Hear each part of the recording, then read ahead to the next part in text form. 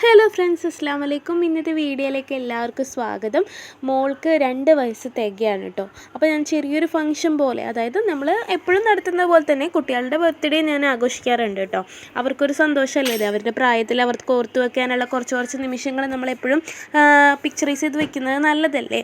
അപ്പോൾ ഞാൻ അവരുടെ ചെറിയൊരു കേക്ക് മേടിച്ചിട്ടുണ്ടായിരുന്നു. മേടിച്ചു കൊടുത്താണ് കേട്ടോ. അവരുടെ സന്തോഷത്തിന് വേണ്ടിയിട്ട് ഒരു കേക്ക്, പിന്നെ ബിരിയാണി വെച്ചിട്ടുണ്ടായിരുന്നു. അപ്പോൾ കുട്ടികളെയും അപ്പുറത്തുള്ള കുട്ടികളെയും അതേപോലെ തന്നെ മൂത്തമ്മാൻ്റെ പേരക്കുട്ടികളെയും ഒക്കെ വിളിച്ചിട്ട് ചെറുതായിട്ടൊന്ന് ആഘോഷിക്കാമെന്ന് വിചാരിച്ചിട്ടുണ്ടായിരുന്നു. അവൾക്ക് 2 വയസ്സായിരുന്നു കേട്ടോ. ഫസ്റ്റ് ബർത്ത്ഡേക്ക് മോൻ്റെ, അതായത് രണ്ടാമത്തെ ആളുടെ ചെറിയൊരു ഓപ്പറേഷൻ നടക്കുമായിരുന്നു. അപ്പോൾ ആ ഫസ്റ്റ് ബർത്ത്ഡേ നമുക്ക് ആഘോഷിക്കാനായിട്ട് പറ്റിയിട്ടുണ്ടായിരുന്നില്ല.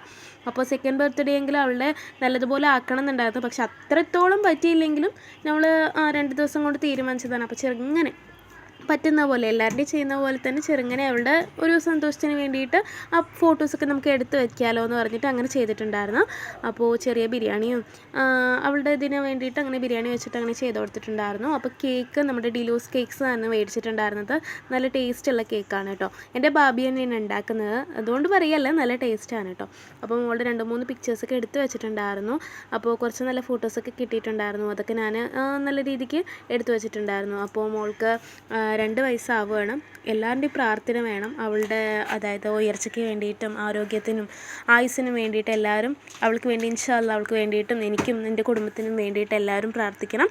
അപ്പോൾ വീഡിയോ ഇഷ്ടമായിട്ടുണ്ടെങ്കിൽ എല്ലാവരും ലൈക്ക് ചെയ്യുക, സബ്സ്ക്രൈബ് ചെയ്യും. ബൈ.